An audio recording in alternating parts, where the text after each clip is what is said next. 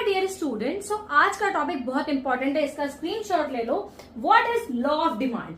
Law of demand होता है मेरे बच्चा आपका जब इनवर्स रिलेशनशिप होता है। मींस अगर आपका प्राइस बढ़ेगा तो डिमांड घटेगी, प्राइस घटेगा तो डिमांड बढ़ेगी। Inverse relationship between price and quantity demanding. अब ये कहते हैं कि लॉ ऑफ डिमांड कर्व होता है, स्लोप्स होता है डाउनवर्ड। अब क्या क्या रीजन है कि जो वो डाउनवर्ड स्लोप होता है? First is law of DMU की वजह से, law of diminishing marginal utility की वजह से। क्यों?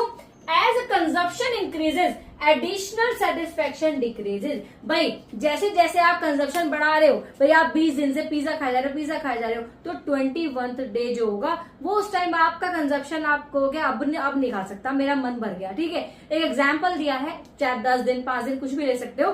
तो जैसे ही कंजप्शन आपका बढ़ेगा तो आपका एडिशनल सेटिस्फेक्शन डिक्रीज होता चला जाएगा।